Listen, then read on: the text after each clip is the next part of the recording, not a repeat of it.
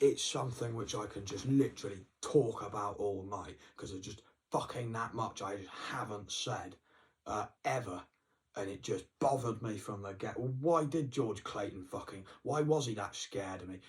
Maybe it's because of the fact that yeah, Adam, I did love you. I wanted to say that you were my best friend. I was surprised that you hugged me that hard, because of the fact that I thought, mate, why would you hug me this hard after everything you've done in return to what I did for you? Why would you hug me this hard, as if to say, like,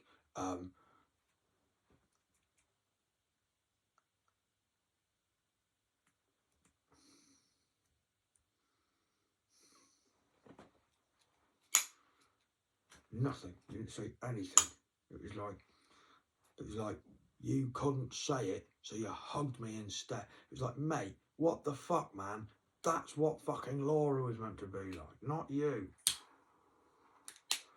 I say, yeah, I wish I was the girl. No, I was more like big sister. I wish I was like big sister. I'm the one who came in and fucking put the cat amongst the pigeons. Like, me and little sister loved each other that much. And that was it. Yeah, he was me best friend. He should have been me best friend. It hurt more than anything to fucking admit he was my best friend at times, because of the fact that fucking hell, I mean, why was George Clayton so scared of the fact that when I came along? Because not only did he bully Adam, and I knew how fucking horrible it was to get bullied in your first bully. That's why I was very, it was a hot topic for me. This would save me from mine.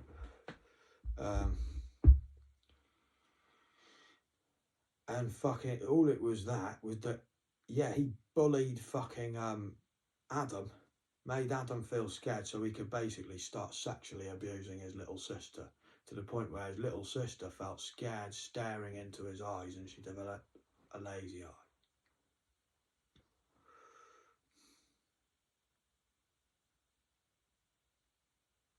Point where I really wanted to tell her, I Gary fucking to you, if I took that fucking, but I never had the faith in myself to say it. If I took that fucking, you wouldn't need it, mate. Because I would not make you feel in fear for you to suddenly divert that one eye, which you diverted because of the fact he literally scared the shit out of you, because he just looked at you and he never admitted anything. Leave me, you saw exactly what I was fucking going about and doing, because I would be telling it to the world. Point where I even had neighbours telling me, don't go after that girl. I was like, how the fuck do you know? I've never even talked to you, barely, and you're fucking bringing up shit like we're really good old friends because you've read it in the newspaper or something, or heard it as gossip, and using it against me as I'm going out on a fucking afternoon cycle ride. That's what they get like with Keith. Oh, that's when they'll whack in a comment as your back's turned and you're cycling on. I've never said anything like that before to you in your life. Suddenly they're trying to act like they're like this great fucking guy who fucking talks you down most of the time. It was lucky he wasn't around when you were there before. It was like, you fucking cunt. You would have seen me, we would have waved, say hello, like the fucking police officer as I walked from Westbury to fucking Shrewsbury all along the fucking road. I was that arrogant about it that a woman stopped and said, do you want a lift? And I said no. I had cars coming past me like this fucking close to literally taking my leg off. It wouldn't have been like, oh fucking, because of the fact they were like this close to the ankle, that would have just taken the shin out and my leg off. I would have just been lying in the road with a foot over there, battered up to fuck and bleeding out. It was on that level of close, but I was that fucking determined. By the time I got into Shrewsbury, I enjoyed walking on the road. Like, I had become the fucking road. Fucking policeman, who I've never seen again, he wasn't in an unmarked, but he was in the best fucking police car they had, like a Beamer. And all he did was just say, look mate, you cannot walk on the road. you're going to have to walk on the pavement. This is for fucking people who walk. These are for cars. You have to be, basically, he could see I was nuts. There was no stopping me. And fucking, the determination made that they just fucking literally just put me on the fucking pavement, and then they dealt with it afterwards. Gary fucking Speed, it was all over the new, like, not that, it was all over the fucking police fucking information systems. I had just left the mental home. I was well, it was fucking unheard of. Nobody had heard of a harassment without violence case, especially on a 15-year-old girl. Harassed a 15-year, nobody had heard of that in Shrewsbury, ever, tell you the truth. They had a big debate whether to have it Crown Court or fucking magistrates. That was a fucking length of time. I thought it would go to his head if they'd send him Crown Court. Better send him magistrates. I was the last one to be in Shrewsbury magistrates, one of the last people.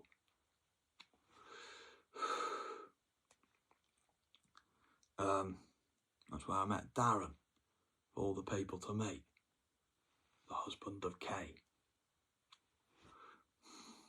I was the cunt who went up to Darren and mentioned the guy who slept with his wife.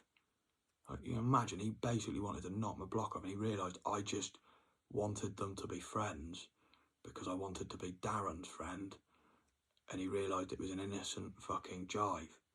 Even the other bouncer was like backing off, thinking he's gonna get knocked out in a minute. We got along really well, me and Darren, to the point where Darren was a big black lad, and he was made to be left out of Kay's family, even though he fucking supported Kay more than anybody. And he, because he's black, he wasn't invited to the funeral. I was the only one who went out of my way to speak to Darren and go, fucking hell, it's Darren. How you doing, Darren? It's good to see you. It made his kids feel great. Somebody loved his dad like a hero for once, like they did. Loved their dad. You could tell. They were so happy, mate. You could see it. Kay was buzzing. And I didn't get on any of the fucking fine ladies who were the nieces of Terry. I just made each and every one of them feel good about themselves. And I realised if I make a move on one of them, it's going to hurt the other's feelings. I cannot do that. I think they're all beautiful and lovely. I just personally went about compliment them at different times that, you know, she was talking to her, so she was happy. She was on her own, looking a bit bewildered. Fucking spoke to her dad, made him feel good about using the slot machine. Make her feel good about herself. Get very loving when it's a great family. Just love to love, mate. Nice to love people. Like I said, it's lovely to love somebody rather than to hate them. No, that's why I start hating people who hate, basically. Because I love people who love that much, that the ones who get snide, sly and hateful but can't admit it, I fucking hate them. I'll show you what hate is. Because I have every right to be hateful as I am loving. Every fucking right, as we all fucking know. I have every right, really, Adam, to just fucking walk back to where your family are and just say all of this to you and fucking tell you how much of a kite you've been to me. Punch you in the face and still fucking kiss the girl I loved, your sister. I have every right to do that.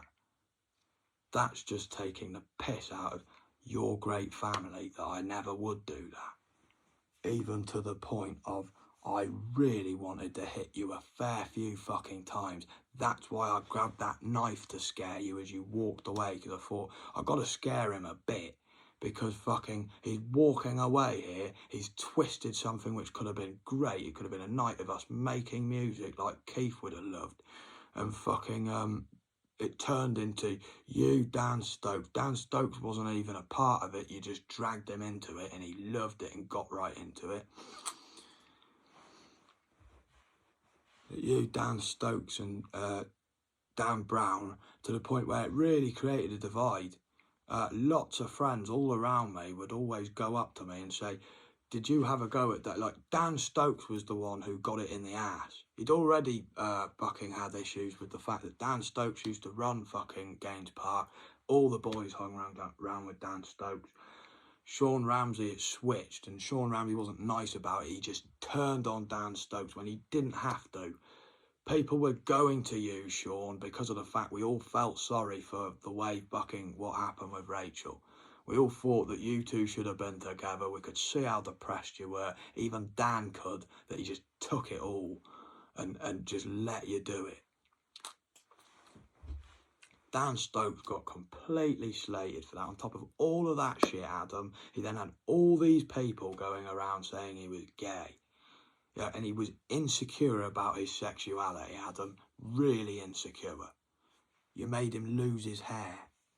He started just losing his hair dramatically. Really struggled getting girls. Dan Stokes used to get girls, Adam.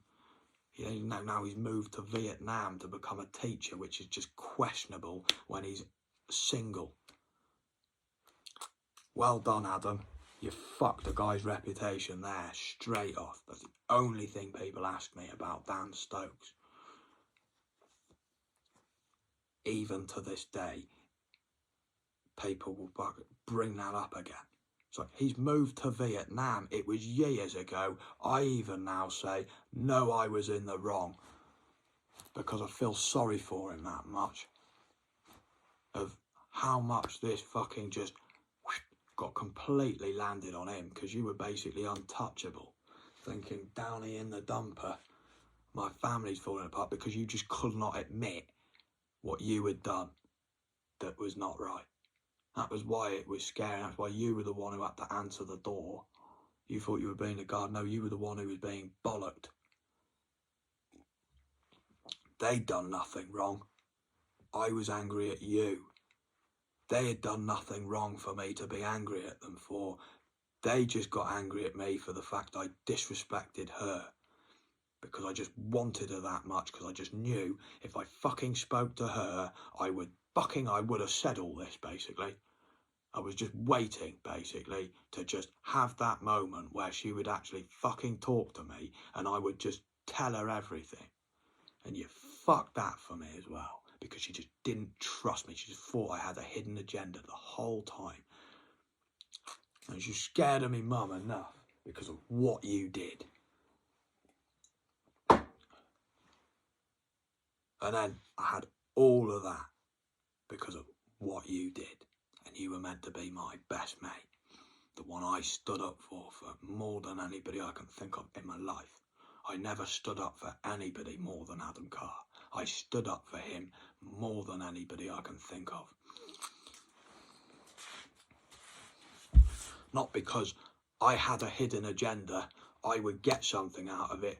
I just thought he deserved a fucking chance to be happy. Because he had a great family. And I learnt that even more because his sister was even better than him. And it was basically like that. He was that jealous of his sister. He wanted to be his sister. And he wanted me to love him. It was on that level. It was like, that's why I was so fucking pissed off. I mean, not only the fact that my sister had been completely fucking shat on, but the fact that you never had the balls. And I really wanted you to fucking, especially when busking time, that year when you came to, and you just got this girlfriend. It was like you just literally shat on everything I was going to do for you by getting this girlfriend. And then you bump into me and you try and make out that, oh, you could come back here, maybe Laura's here. I don't know if she was, but she probably wasn't. That's what makes me really worried. She probably wasn't in that flat that night, and you just wanted me to fuck your girlfriend with you because you were that horny for me. You made your girlfriend horny for me too. But to the point where I felt sorry for the fact that it just looked like, because I could tell, yeah, she's a lady. I felt sorry for the fact that when I saw you, I could not face you. Basically, I saw this bitch. She could have been a lady. I just saw a bitch because I'm thinking I had a fucking great plan here. I had it all planned out in my head. It was gonna be perfect. It would have been brilliant. We would have driven to Paul and Linda's on the same fucking day. Anna would have been over the fucking moon. It would have been like stuff of miracles. The stuff I would have taught you to say if you'd fucking once listened to me. Oh, and then you'd hear songs which are played and you thought, oh, that's brilliant.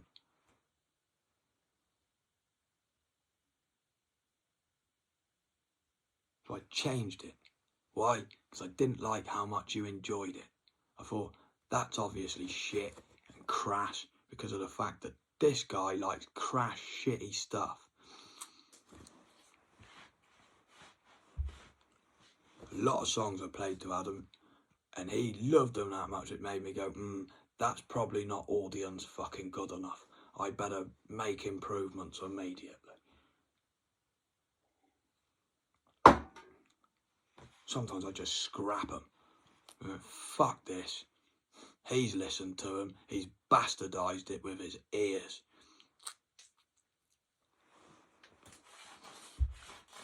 I just start again and write a whole new fucking song. Fuck all of them off. It didn't associate nothing that was with you. Apart from, maybe you wrote a few excerpts of the Golf Course Timber Camper like I already knew. Who gave you that? Who gave you that? Nobody else thought of how great your curly hair was. Bring it in, son. Bring it in.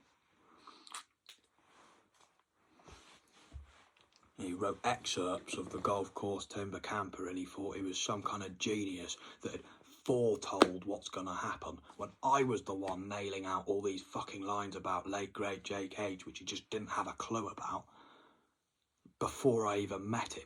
The point where the guy loved me before I even met him because he knew how much I loved him by the fact that I just added in these extra excerpts. Now to fill our brains, back to the old butane.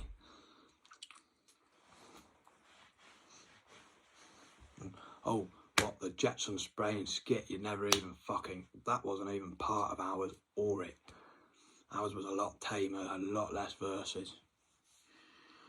It wasn't focused on certain characters and an actual linear storyline. Never had anything to do with the fact that it quotes Papillon, war, fucking hell, and tried to use in Flotsam and Jetsam to the point where I couldn't use Flotsam and Jetsam, so I had to change it to Jetson, Spray and Skit just to make it rhyme and fit.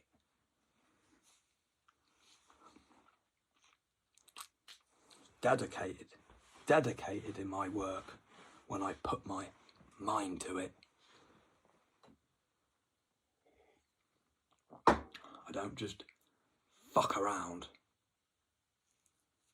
I don't just look for sympathy from my parents because I'm that scared of the fact that I fucked over the one person who actually meant something to me, that he actually, that I just bastardise him further than you were meant to be that one friend who was like taking me away from the abuse I just suffered, and you literally laid on the abuse more than anybody. Basically, you abused all my mates and you abused me. You turned a lot of my friends into just laughing stocks around fucking Shrewsbury. And you made me look like the biggest laughing stock around Shrewsbury. I used to go round going nuts. I would get angry. I would just get angry by the fact that a couple looked at me. I felt really guilty about it afterwards. I'd love to believe they just realised, fucking hell, he had been completely abused. There was nothing good in his fucking life that was going for him at the moment. Even though he felt he'd fucking put in enough effort that he should be given some kind of reward. I just took it out on this really innocent couple. I wouldn't even like focus on it. Like, anybody who was coming up the street, I would be like, fucking who the fuck, to the point where that is why everybody treats me like a fucking rapist, because they just remember the times when I go nuts. It's not that they treat me like a rapist, they treat me like I'm a fucking devil, basically. It's like Satan of Shrewsbury. He just goes nuts, we just leave him to it. The point where fucking, unless it's a brave lady, they do leave me to it. A brave lady or the police. Somebody's hidden somewhere and rang them.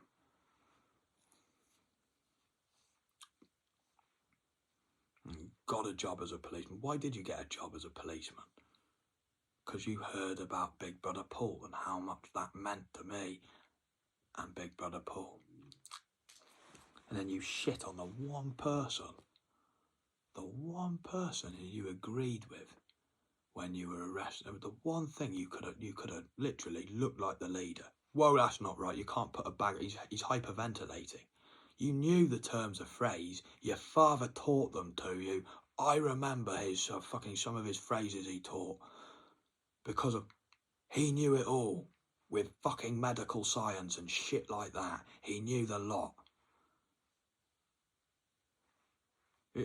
Why did you not have enough self-worth after what I did for you, Adam? I do not know. That's just my only question to you. Why? Why did you not have that self-worth every time I tried to fucking make you feel good about yourself? Why? Why was it? What made you fucking act so cruel to me that I hate you more than anybody?